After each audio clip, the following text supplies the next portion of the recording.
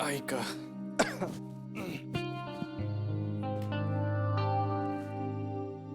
रघु जरा थंड दूध आण रे कुठून तरी आणि एखादी अँटासिड पण आण. हा जरा त्रास होतोय लवकर. मैं कम इन सर. ये ऐका सर हे आजच्या मीटिंगचे मिनिट्स आहेत ते प्लीज एकदा बघून घेता का? ऐका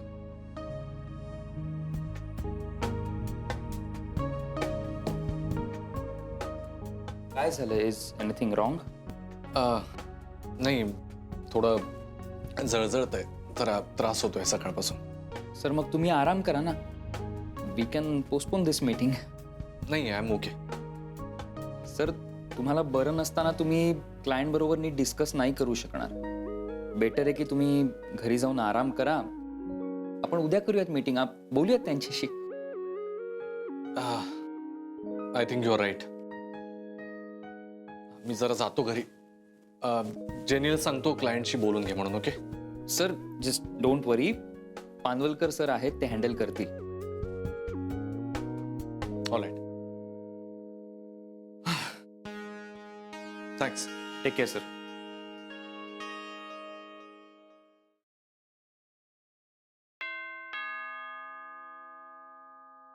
नानाजी थांबा पाहते मी.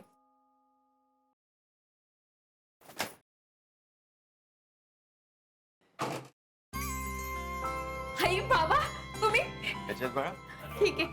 नानाजी नानीजी बघा ना कोण आलं. बॅग तरी घे त्यांची. हो नमस्कार. नमस्कार. या या बसा. द्या.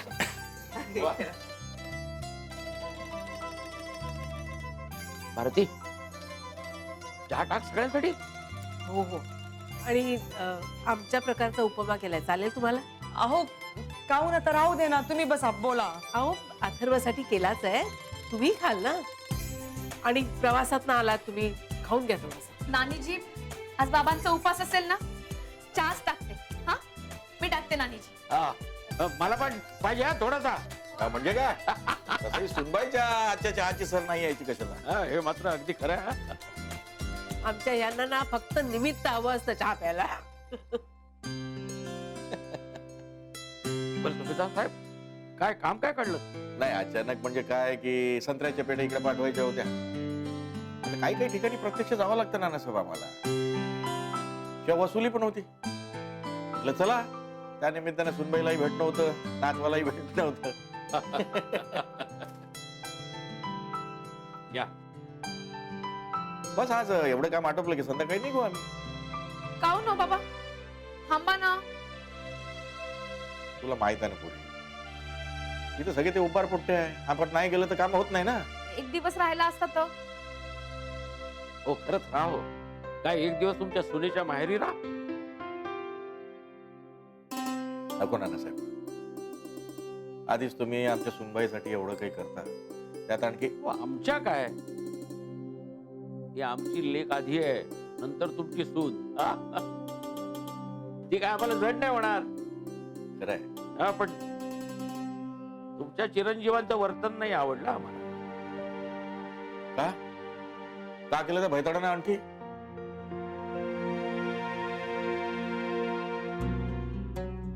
हे बघ आतापर्यंत मी काय नाही केले तुझ्यासाठी. किती पैसे खर्च केलेत सांग. तुझे कपडे लत्ते औषध पाणी खाणं पिणं या सगळ्यावर एवढे पैसे खर्च केलेत ना की हिशोब काढायला गेला तर लाखो करोडच जाईल. एवढे पैसे कुठे गेले सांग बरं.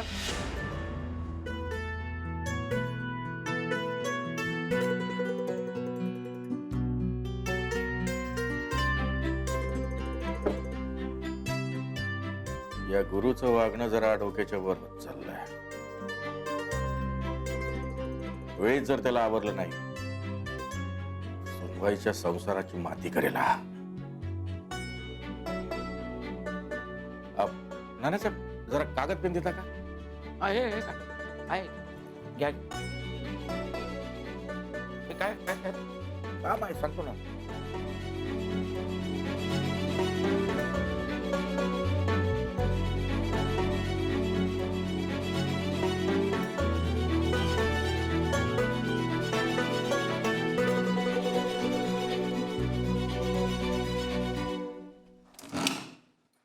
शनाया, ए शोना, नाहीये बहुतेक घरात हे.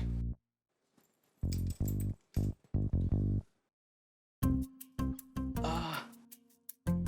अरे यार, जळजळतंय. बच्चा, त्याची कुठे गेली आता?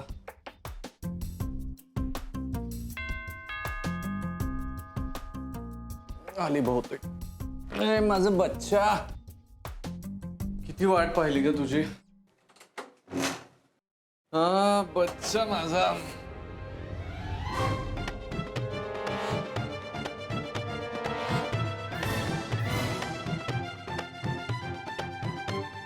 बच्चा नाही, भाऊसाहेब सुभेदार.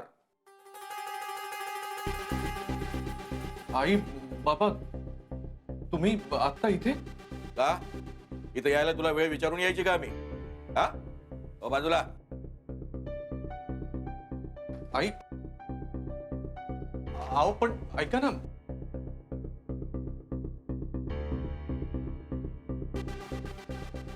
घराची पूर्ण रया गेली. पण तुम्ही तर परत या घरात पाऊल नाही टाकणार असं म्हणाला होता ना बाबा? द्यावं लागलं. सांगा ना, गप्प काय? सांगा गुरुजीला आपल्याला काय यावं लागलं, कशासाठी?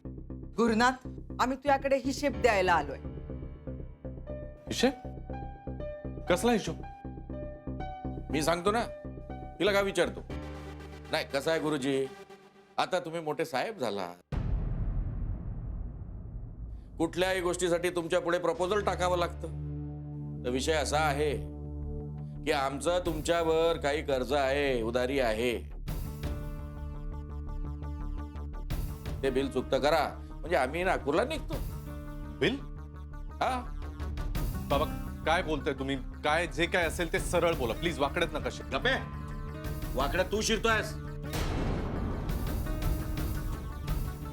माझा बिल दे, मी जातो, विषय संपला. हे घ्या, वाचा. काय? वाचाची कष्ट करू नका, आम्ही सांगतो. तुझ्या जन्माच्या बी दवाखान्याचं बिल. तुझ्या बारशाचा खर्च. हा, तुला बोट धरून चालायला शिकवलं ना बे? पाठीवर पहिल्यांदा श्री गणेशा गिरवायला शिकवलं, त्याचा खर्च. तुला शाळेत घातलं, शाळेची फी आम्ही भरली. तुला नवीन सायकल विकत घेऊन दिली, त्याचा खर्च. पुन्हा एक्स्ट्रा क्लासेस लावले, पिकनिकला पाठवलं, आजारपणाचा खर्च, जागरण आमचं. तुला नाहू माकू घातलं, तुझे नेहमीचे कपडे, तुझ्या शाळेचे कपडे मी धुतले, तुझा अभ्यास मी घेतला, आमच्या पोटाला चिमटे काढून तुझं पोट भरलं, त्याचा खर्च.